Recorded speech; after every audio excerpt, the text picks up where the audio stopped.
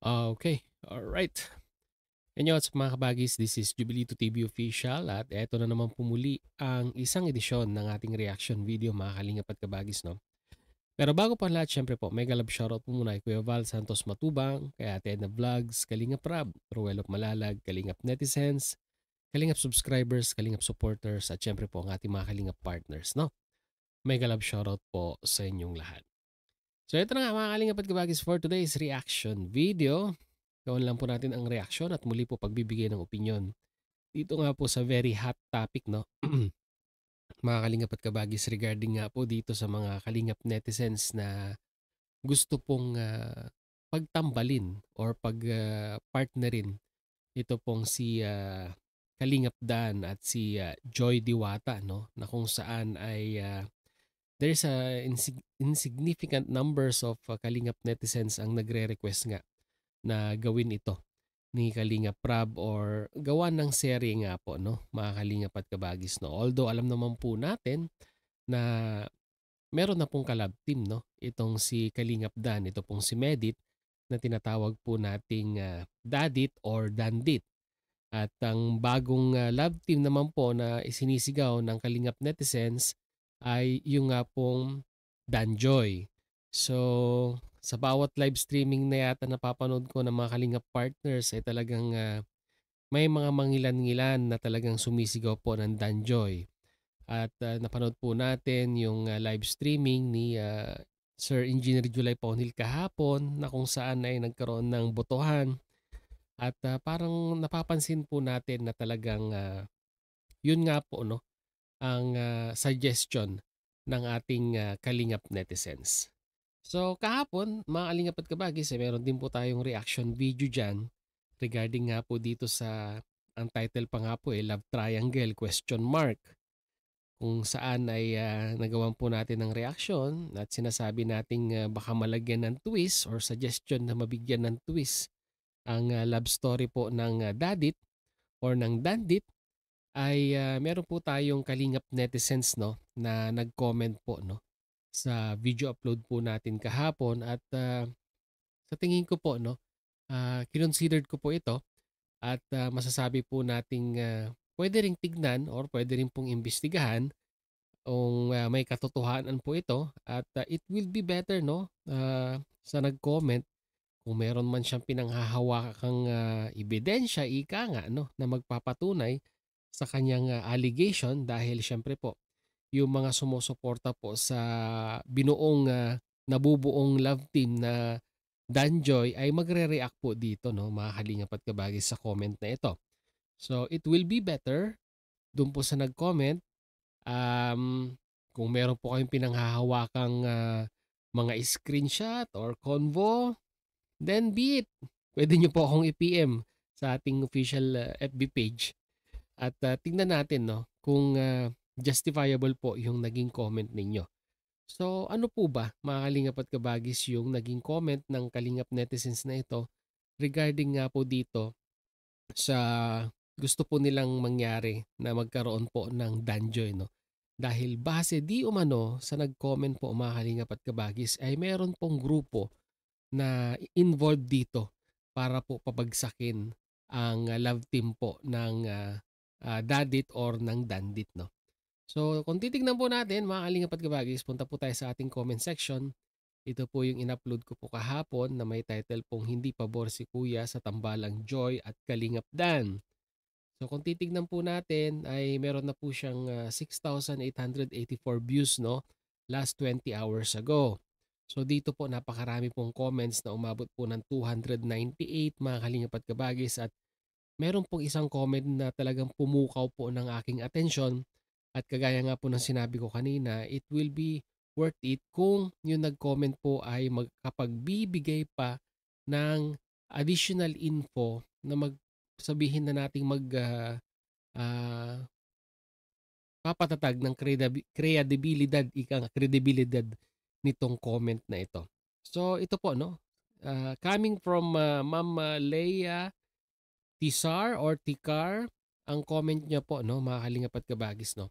Ito po, watching from Saudi Arabia, may isang founder po ang isang Danjoy napilit hinihila pababa at sinisiraan si Medit at gustong buwagin ang tambalang Dadit, kaya be aware po tayong lahat, lalo na sa Kalingap, kasi unti-unti pong pinapasok ng anti-Kalingap ang team at ginagamit ang mga beneficiaries and love team para guluhin ang Team Kalingap.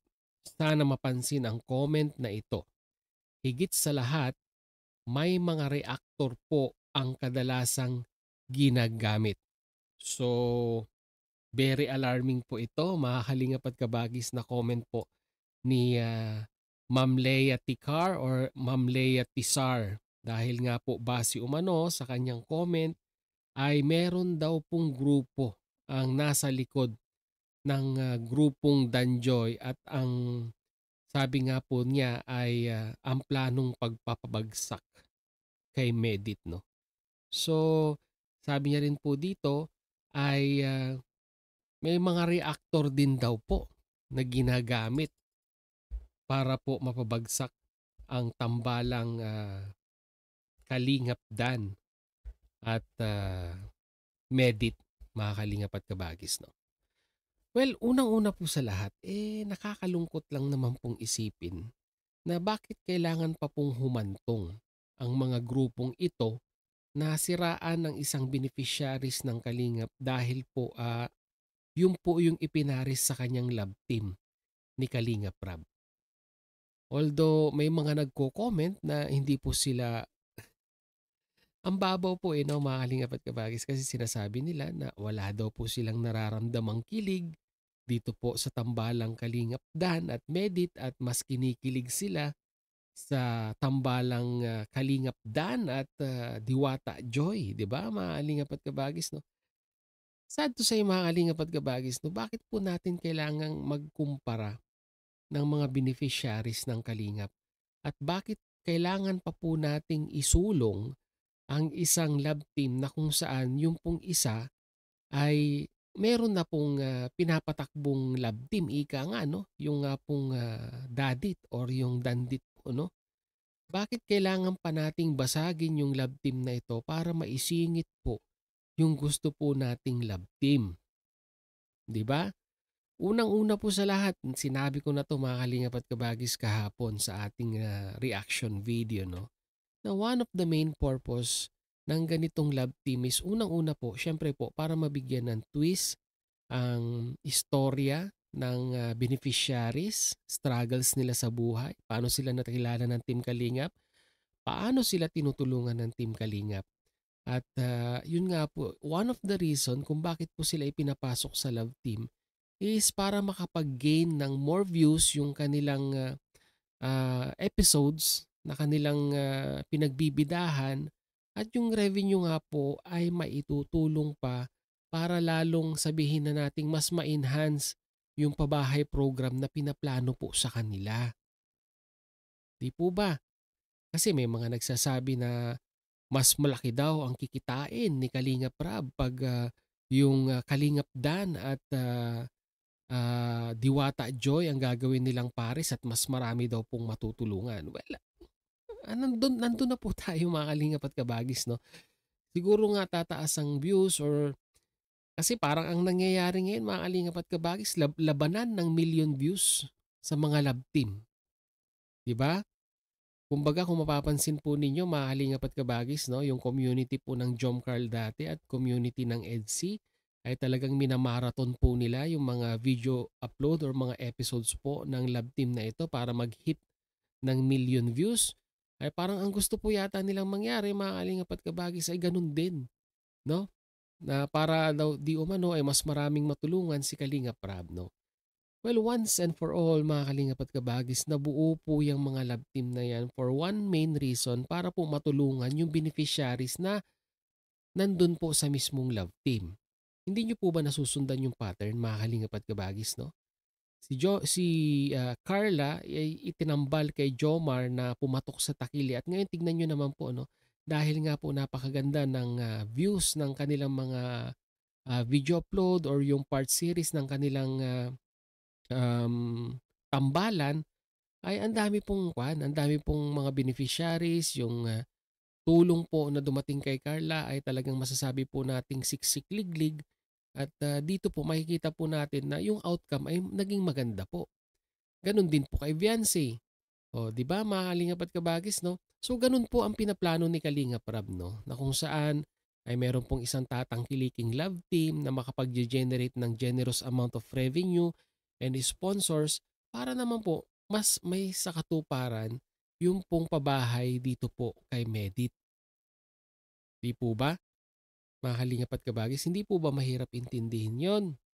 At do'n naman sa sinabi ni ma'am na nag-comment na pati daw po mga reactors ay ginagamit para daw po mapabagsak itong si Medit ay nako, mas nakakalungkot po 'yun 'no, 'pag kayo po ay napangalanan at kayo ay na-identify na isa sa mga sabihin na nating conspirator ika nga para po masiraan itong si Medit 'no.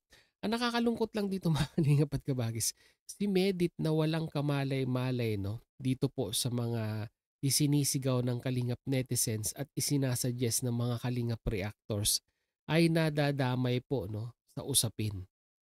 Silang walang kamalay-malay na tinutulungan lang naman po ng Team Kalingap ay dawit po ang kanilang pangalan dahil po sa mga bagay-bagay na gusto po nating mangyari sa mga sinusuportahan natin. O 'di ba? Hindi nga po natin alam kung ano po ang magiging sagot ni Joy 'pag ipinilit po natin yung kagustuhan po nating makalabtim siya kay Kalingap Dan.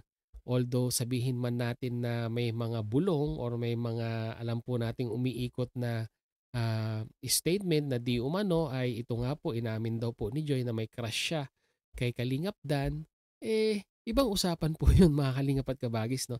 Hindi naman po yun na sabihin na nating entitlement para po gawin po silang love team.